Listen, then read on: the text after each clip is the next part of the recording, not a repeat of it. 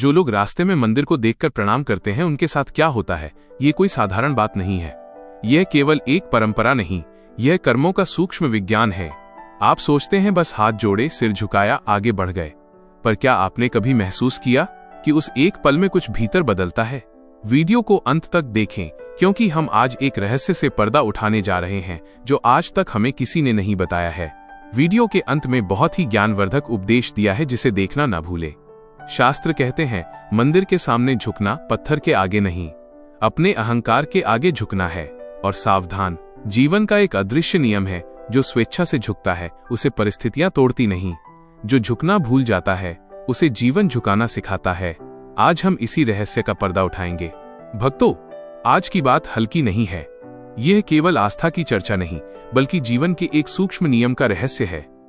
बहुत लोग कहते हैं, रास्ते में मंदिर दिख जाए तो क्या जरूरी है प्रणाम करना? भगवान को क्या फर्क पड़ता है? जल्दी में है, बाद में कर लेंगे।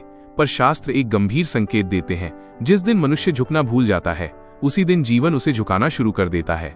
ये कोई अंधविश्वास नहीं, यह मन के विज्ञान का नियम है।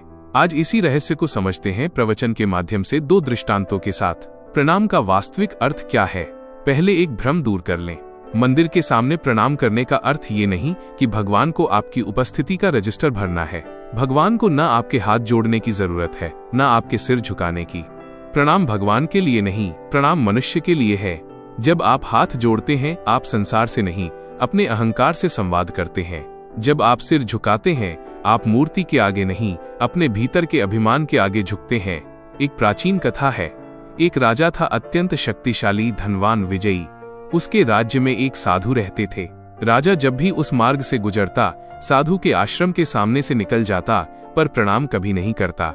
मंत्री ने पूछा, महाराज, आप सभी को सम्मान देते हैं, पर इस साधु को नहीं। राजा हंसा, मैं राजा हूं, मैं क्यों झुकूं? समय बीता। राजा के जीवन में संकट आने लगे। युद्ध में बाधाएं, मन में अशांति, निर्णयों में भ्रम। एक दिन विवश होकर राजा साधु के पास पहुंचा।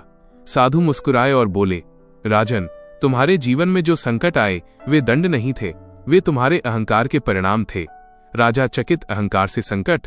साधु बोले, जो झुकना नहीं जानता वो सीखना भी नहीं जानता, जो सीखना नहीं जानता वो भूलों से भर जाता है। राजा पहली बार झुका और उस दिन से उसका भाग्य नहीं, उसकी बुद्धि बदल गई। यह दृष्टांत हमें क्या सिखाता है? प्रणाम चमत्कार नहीं करता, प्रणाम दृष्टिकोण बदलता है। जब मन झुकता है वो कठोरता छोड़ देता है। जब कठोरता जाती है, निर्णय सुधरते हैं। निर्णय सुधरते हैं, जीवन सुधरने लगता है। दृष्टांत, दूसरा किसान और बीज। एक गांव में दो किसान थे, दोनों के खेत पास पास। पहला किसान हर सुबह खेत में प्रवेश से पहले मिट्टी को प्रणाम करता। दूसरा किसान हंसा, मिट्टी को प्रणाम, ये भी कोई बात हुई। समय बीता। पहले किसान का खेत हरा भरा, दूसरे का बार बार असफल। एक दिन दूसरे किसान ने पूछा, तुम्हारी फसल अच्छी क्यों? पहला किसान बोला, मैं मिट्टी को नहीं झुकता, मैं अपने अहंकार को झुकाता हूँ। कैसे? जब मैं झुकता हूँ तो मुझे याद रहता है कि मैं मालिक नहीं हूँ, मैं केवल कर्म करने वाला हूँ। फायदा? मैं धैर्य रखता हूँ, मैं क्रोध में निर्णय नहीं लेता, मैं प्रकृति से लड़ता नहीं, सहयोग करता हूँ। समझिए भक्तों, मंदिर क्या है? पत्थर, दीवारें, मूर्ति नहीं। मंदिर वो स्थान है जहां मनुष्य को उसकी सीमा याद दिलाई जाती है।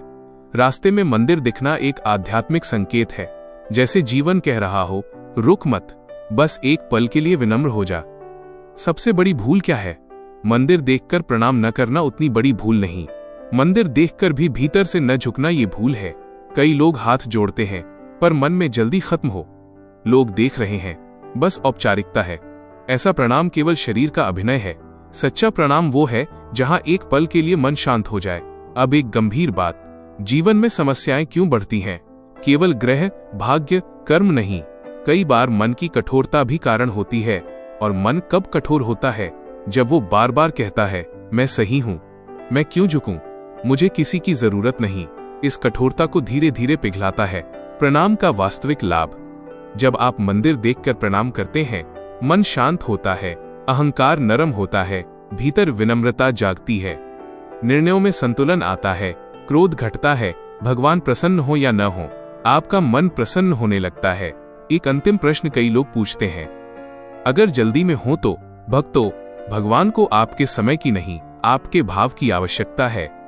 रुक नहीं सकते तो चलते चलते मन ही मन कह दीजिए, हे प्रभु मुझे सही बुद्धि देना। बस याद रखिए, मंदिर केवल ईश्वर का घर नहीं, मंदिर मनुष्य के अहंकार को झुकाने का विद्यालय है। रास्ते में मंदिर दिखे तो इसे संयोग मत समझिए, यह जीवन का स्मरण है। एक पल का प्रणाम आपका भाग्य नहीं बदल सकता, पर आपका मन बदल सकता है, और जिसका मन बदल गया उसका जीवन स्वयं बदलने लगता है। इसलिए भक्तों, अगली बार जब रास्ते में मंदिर दिखे रुकिए नहीं, पर झुकना मत भूलिए, क्योंकि जो मनुष्य स्वेच्छा से झुकता है, जीवन उसे कभी विवश होकर नहीं झुकाता।